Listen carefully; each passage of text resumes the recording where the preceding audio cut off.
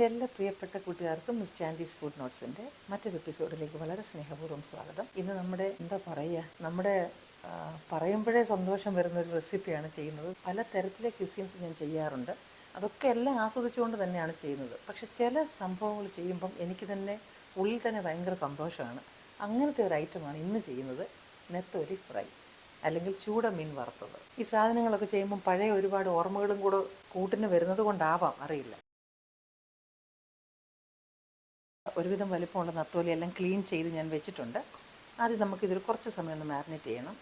മുളക് പൊടി, കുരുമുളക് പൊടി, മഞ്ഞൾ, വെളുത്തുള്ളി പൊടി ഇല്ലെങ്കിൽ അരച്ചാലും മതി. കറിവേപ്പിലപ്പൊടി, ഇത് നമ്മുടെ വീട്ടിൽ തന്നെ ഇഷ്ടംപോലെ കറിവേപ്പില ഉണ്ടെങ്കിൽ നല്ല വെയിലത്തോട്ടൊന്ന് വെച്ചിട്ട് പൊടിച്ചങ്ങ് എടുത്താൽ മതി. ഉപ്പ്. അപ്പോൾ ഇനി ഇതൊന്ന് നന്നായിട്ട് ഇതിനകത്ത് തന്നെ ഒന്ന് മിക്സ് ചെയ്ത്, അപ്പോൾ കുറച്ച് മീനേ ഉള്ളൂ, അതുകൊണ്ടാണ് ഞാൻ ഒരുപാട് മസാലയൊന്നും എടുക്കാത്തത്. ഇതിൻ്റെ ഒരു കിടിലൻ നെത്തോലിയുടെ കറി ഞാൻ താമസിക്കാതെ പോസ്റ്റ് ചെയ്യുന്നതായിരിക്കും. അതുകൂടെ നിങ്ങളൊന്ന് കണ്ടു നോക്കണം കേട്ടോ. അപ്പോൾ ഇത് മാരിനേറ്റ് ചെയ്താൽ പൊടി റെഡിയായി. സാധാരണ ഞാനിങ്ങനെ പൊടിയായിട്ട് മിക്സ് ചെയ്തതിന് ശേഷം മീൻ ഇതിനകത്ത് ഡിപ്പ് ചെയ്ത് വെക്കുകയാണ്. ഈ മസാലയ്ക്കകത്ത് ഞാൻ വെള്ളം ഒഴിക്കാറില്ല. മീൻ നനഞ്ഞതാണല്ലോ, അപ്പോൾ നമ്മളിത് പുരട്ടി വെക്കുമ്പോൾ ആ മസാല അതിൽ നിന്ന് നല്ലപോലെ പിടിച്ചിരുന്നോളൂ. അതൊന്ന് ട്രൈ ചെയ്ത് നോക്കണേ.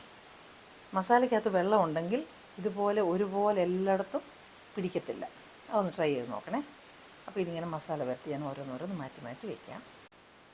നമ്മളിതെല്ലാം പുരട്ടി കഴിഞ്ഞു. എന്നിട്ടൊരു ശകലം പൊടി ബാക്കിയുണ്ട്. സാധാരണ നിങ്ങൾ ഇങ്ങനെയാണോ ഈ നെത്തോലി വറക്കുന്നതെന്ന് എനിക്കറിയില്ല. ഇങ്ങനെയും വറക്കാം. അപ്പോൾ ഇങ്ങനെയും കൂടെ ഒന്ന് ട്രൈ ചെയ്ത് നോക്കണം. പലതരത്തിലുള്ള റെസിപ്പീസ് കാണാനല്ലേ നമ്മൾ ഈ ഓൺലൈനൊക്കെ നോക്കുന്നത്. ഇനി ഈ ബാക്കിയുള്ള ഇത് കളയരുത്, ഇത് കുറച്ചേ ഉള്ളല്ലോ. അപ്പോൾ ഈ മസാല നമുക്ക് വേണം. അപ്പം ഈ മീൻ ഒരു 10-15 മിനിറ്റ് ഒന്ന് ഇരിക്കട്ടെ. പിന്നെ മസാലയെല്ലാം നല്ലപോലെ വെറ്റായിട്ട് അതിലങ്ങ് പിടിക്കും നല്ലതുപോലെ. അപ്പോൾ അതുവരെ അതൊന്ന് ഇരിക്കട്ടെ. ഇനി നമ്മൾ ഈ കൂട്ടി വെച്ച മസാല പൗഡർ ഇല്ലേ, അപ്പോൾ അത് ബാക്കിയുണ്ടെങ്കിൽ നമുക്ക് അതെടുക്കാം. ഇനി ഇതില്ല എങ്കിൽ നമുക്ക് ഇതിന് പകരം മസാലയ്ക്ക് വേണ്ടിയിട്ട് അല്പം കുരുമുളക് പൊടി എടുക്കാം. അതിനകത്തേക്ക് നമുക്ക് 1 സ്പൂൺ മൈദാപ്പൊടി അല്ലെങ്കിൽ ഓൾ പർപ്പസ് ഫ്ലോർ ഇടാം. അരിപ്പൊടി എല്ലാം ഒരേ അളവിലാണ് നമ്മൾ ചേർക്കുന്നത്. പിന്നെ കോൺഫ്ലവർ. അപ്പോൾ അരിപ്പൊടിയും കോൺഫ്ലവറും മൈദയും കൂടെ ഒന്ന് ഈക്വൽ എമൗണ്ടിലൊന്ന് മിക്സ് ചെയ്യുക. ഒരു നുള്ളുപ്പ്, ഇച്ചിരി ഉപ്പ് കുറവുണ്ട്, അതുകൊണ്ടാണ് ഉപ്പിട്ടു. പിന്നെ ഒരു ശകലം ഫ്ലേവറിന് വേണ്ടിയിട്ട് ഞാൻ ഇച്ചിരി പെപ്പർ പൗഡറും കൊണ്ടിട്ടു. അപ്പോൾ നമ്മൾ ആദ്യം ഇട്ട മസാലയ്ക്ക് അത് പോരായെങ്കിൽ മാത്രം പിന്നെ പെപ്പർ പൗഡർ ഇട്ടാൽ മതി. അപ്പോൾ ഇതും കൂടെ ഒന്ന് റെഡിയാക്കി വെച്ചിട്ടുണ്ട്. ഇനി ഇതിനകത്തൂടെ ഒന്ന് ഡിപ്പ് ചെയ്തിട്ട് വേണം നമുക്ക് നെത്തോലി വറക്കാൻ. അപ്പോൾ നമ്മൾ നേരത്തെ പുരട്ടി വെച്ചത് ഇപ്പോൾ നല്ല വെറ്റായി കണ്ടോ. അപ്പോൾ ഇനി ഇതിനകത്തൂടെ ഒന്ന് മുക്കി വയ്ക്കാം. അപ്പോൾ ഇതെല്ലാം ഞാൻ ഒന്ന് മാരിനേറ്റ് ചെയ്ത് ഓൾമോസ്റ്റ് ഒരെണ്ണം കൂടെ ഉള്ളൂ.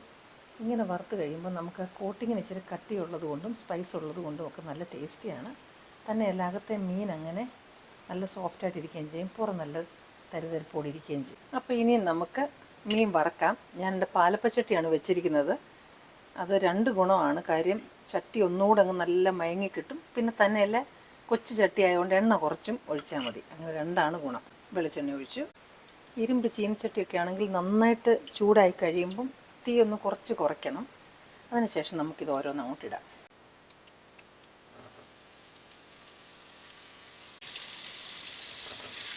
ചെറിയ മീനായതുകൊണ്ട് ഒരുപാട് നേരം അങ്ങ് വറക്കണ്ട, എങ്കിലും നന്നായിട്ട് വറക്കണം. എണ്ണ മുങ്ങി കിടക്കാത്തത് നമ്മൾ തിരിച്ചിട്ട് കൊടുക്കണം. അപ്പം നമ്മൾക്ക് എത്രയും ക്രിസ്പി ആക്കണോ അത്രയും ആക്കാം. ഇച്ചിരി അകം നല്ല സോഫ്റ്റായിട്ടിരിക്കും, വെളി വശം നല്ല ക്രിസ്പി ആയിട്ടിരിക്കും. അപ്പോൾ ഇതിപ്പം എൻ്റെ പരുവത്തിനായിട്ടുണ്ട്. ആദ്യത്തെ സെറ്റ് നമുക്കിനി എടുക്കാം. അപ്പോൾ ഈ ഇടയ്ക്ക് നമ്മൾ മീൻ എടുക്കുമ്പോൾ ഉണ്ടല്ലോ, തീ ഒന്ന് കുറച്ചേച്ച് വേണം, അല്ലെങ്കിൽ അതിനകത്ത് കിടക്കുന്ന മീനിൻ്റെ പൊടിയെല്ലാം കരിഞ്ഞു പോകും. ഇപ്പോൾ ഈ സെറ്റും റെഡി ആയിട്ടുണ്ട്. പൊട്ടിത്തെറിക്കാനൊക്കെ തുടങ്ങി. ഒരു കറിവേപ്പില തണ്ടും കൂടെ അതിനകത്തിട്ടതാണ്. നമ്മുടെ നെത്തോലി ഫ്രൈ റെഡിയാണ്.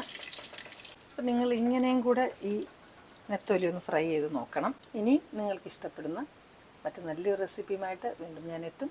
Till then I M signing off and you stay safe.